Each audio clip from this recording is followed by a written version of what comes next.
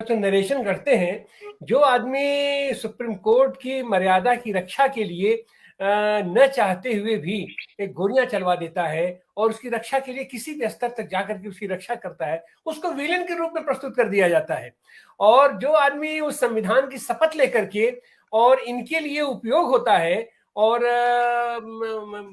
ये संवैधानिक मान्यताओं की धज्जियां उड़ाते हुए अपनी सरकार खो देता है, उसको भी ये लोग बाद में यूज एंड थ्रो अपना जब प्रयोग हुआ उसके बाद उठा करके फेंक देते हैं कल्याण सिंह जैसे आदमी को। और जो आदमी इनके लिए इतना बड़ा मुहिम आंदोलन चलाता है, लाल कृष्ण आडवाणी, उसको भी दूध की मक्खी की तरह निकाल करके किनारे कर देते हैं। तो इनका लक्ष्य तो सीधे सीधे दिखाई पड़ रहा है कि इनका लक्ष्य कोई धार्मिक नहीं है, इनका लक्ष्य कोई मंदिर बनाना नहीं है। इनका लक्ष्य तो है कि किस तरीके से कारपोरेट पूंजीवाद को स्थापित कर दे और देश की पूरी अर्थ सत्ता उसके हाथ में सौंप दे। इन सारी चीजों को आप किन संदर्भों में देखते हैं नागेश चौधरी जी? तिवारी ठीक है। आप जो बोलते हैं एक तो एस्पेक्ट है कि पूंजीवादी ताकतों को बढ़ाना या उनको उनके जो 1% लोगों के हाथ में 70% या उससे भी ज्यादा संपत्ति है, इनको बढ़ाना, ये उनकी चाल है, ऐसा आपको लगता है? मगर मुझे ये लगता है कि केवल उनकी वो चाल नहीं है। तो वो तो हो रहा है कि जैसा अभी ईडब्ल्यूएस का रिजर्वेशन है, इकोनॉमिकली बैकवर्ड का विकर सेक्शन बोले तो बैकवर्ड नहीं बोलते हो, विकर सेक्शन, यानी जो उच्च वर्णीय जो लोग है, तथाकथित उच्च वर्णीय लोग जो है, उनके लिए 8-10% आरक्षण बढ़ा दिया, उसको 2 दिन में लगा दिया। मगर अब मंडल को लगाने के लिए तो 2-3 साल लगा दिए, 1993 में लगाया। तो ये तो दोनों है। उनको मेरे ख्याल से केवल उनका आर्थिक जो बात है कि भांडवलदारों को या इनको ज्यादा बढ़ावा देते हैं, ये तो एक उसका उसका परिणाम है। उनकी जो नीति है इसकी कि जो मनु की नीति है, मनुस्मृति में जो नीति है, वो मनुस्मृति की नीति वो चलाना चाहते हैं कि हम देश के मालिक हैं। कि ये जो कोई मालिक नहीं बोलता है ना, गोलवलकर ने लिखा है कि we are owners of this country, हम देश के मालिक है। मालिक की मालकियत के लिए ये इनकी सब है। नहीं, मालिक का नहीं, उनको जो लगता है कि हमारे जैसा हम बोलेंगे वैसे देश चलना चाहिए, हम बोलेंगे वैसा, जो केवल जो आपका तो पॉलिटिकल पावर है, राजकीय सत्ता जो है, वो राजकीय सत्ता का उपयोग वो सामाजिक सत्ता दृढ़ करने के लिए करे। तो इनको हिंदू राष्ट्र, हमको समझना चाहिए कि हिंदू राष्ट्र क्या चाहिए। हिंदू राष्ट्र इकोनॉमिक पॉलिसी नहीं है, हिंदू राष्ट्र ये जाति व्यवस्था का पॉलिसी। गोलवार जी की किताब हम पढ़ेंगे तो उसमें लिखा है कि इकोनॉमिक पॉलिसी जो महत्व नहीं देते, वो बोलते हैं कि इस देश का, जैसे मनुस्मृति बोलता है कि हम इस देश के ब्राह्मण सबका मालिक है। यही यही उनकी चाल है। जैसे कि गोलवाल पेशवा रूल था ना महाराष्ट्र में 1818 तक, तो उसके बारे में सावरकर जी ने एक लिखी बात लिखी है कि Peshwa rule was Hindu empire, यानी पेशवा का रूल जो है का सत्ता थी वो हिंदू एम्पायर था, हिंदू का राष्ट्र था। अभी वो वही बात हो रही है कि हिंदू राष्ट्र, इसका मतलब है कि जो हम बोलेंगे वैसे होना चाहिए।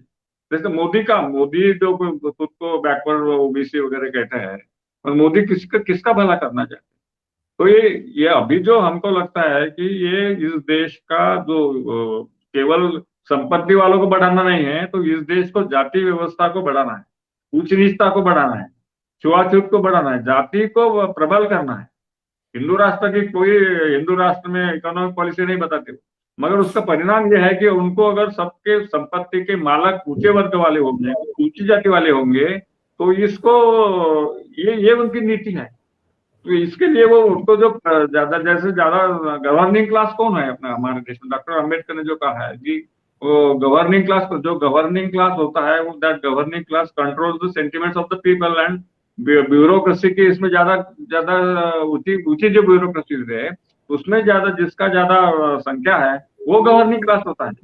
तो sentiments of the people means cultural control जो है, वो अभी ब्राह्मणिज्म का कल्चरल कंट्रोल है। सब लोग, गोलवलकर ने वही बताया था कि हमने मनक्रांति की है। मनक्रांति की यानी हमने लोगों के दिमाग पर हमारे विचार रखे। जैसा कि वो बोलते वही लोग आते, जैसे कि उन्होंने 1995 में जो बात कही थी कि तो कोई गणपति दूध पिया है। पूरे देश के लोग गणपति गणपति दूध पिलाने लगे हैं। तो इसका मतलब वो टेस्ट करते हैं कि हम जो बोलते हैं वही लोग करते हैं। जैसा कि तिलक जी का उदाहरण है, वो बोल उनका उनका जो मानसिक प्रभाव है या लोगों के दिमाग पर प्रभाव है। जैसा तिलक जी ने गणपति उत्सव महाराष्ट्र में शुरू किया। महात्मा फुले जो है, महात्मा फुले ने गणपति का विरोध किया था। डम्बूडेरा है वो, ब्राह्मणवादी है। मगर ये जो ओबीसी एससी कोई भी लोग हो, ये गणपति की पूजा करते हैं, महात्मा फुले का कोई पूछता नहीं। इसका मतलब है कि जो जो ब्राह्मण बोलते हैं वही लोग करते हैं। तो ये जो उनका प्रस्ताव ये है, ये उनकी सत्ता है। तो सामाजिक सत्ता है उनकी। पॉलिटिकल सत्ता तो बाबा साहब अम्बेडकर ने बोला है कि पॉलिटिकल सत्ता आने से सामाजिक और सांस्कृतिक सत्ता नहीं आती। तो पॉलिटिकल सत्ता तो अभी तो उन्होंने सामाजिक सत्ता तो निर्माण की है, और पॉलिटिकल सत्ता उसी के द्वारा है। जैसे कि आप सांस्कृतिक सत्ता, सांस्कृतिक वर्चस्व निर्माण करते हैं, तो उसका नतीजा ये होता है कि आप पॉलिटिकल सत्ता भी आपके हाथ में है। क्योंकि हिंदुत्व का जो नारा है, हिंदुत्व का नारा उन्होंने लोगों के दिमाग में ऐसा बिठाया कि वो वोटिंग में भी वही जाते हैं। अभी एंटी मुस्लिम कर दो, सब हिंदू एक तरफ जाते हैं। ऐसा कांग्रेस भी नहीं कर सकते। अभी जो राहुल गांधी की यात्रा हो रही है, वो यात्रा जो अभी आरएसएस के खिलाफ बोलते हैं या बड़े लोगों के खिलाफ बोलते हैं, मैं कितने लोग सुनेंगे। इलेक्शन आने के बाद हमको समझेंगे कि राहुल गांधी का इम्पैक्ट कितना हुआ, आरएसएस का इम्पैक्ट कितना हुआ। वो ऐसी चाल चलेंगे कि पूरा फिर से हिंदू मुस्लिम करेंगे, फिर से एंटी एंटी दलित, एंटी मुस्लिम और एंटी ओबीसी, ये सब उनका विचार है। और उसके जरिए वो सत्ता मिलाई उन्होंने, केवल आर्थिक नीति से नहीं मिलाई है। तो ये हमको समझना चाहिए कि उनका हिंदू राष्ट्र बगैर बगैर समझे हम केवल आर्थिक नीति से उनका स्टडी नहीं कर सकते, उनको समझ नहीं सकते। ऐसा मुझे लगता है।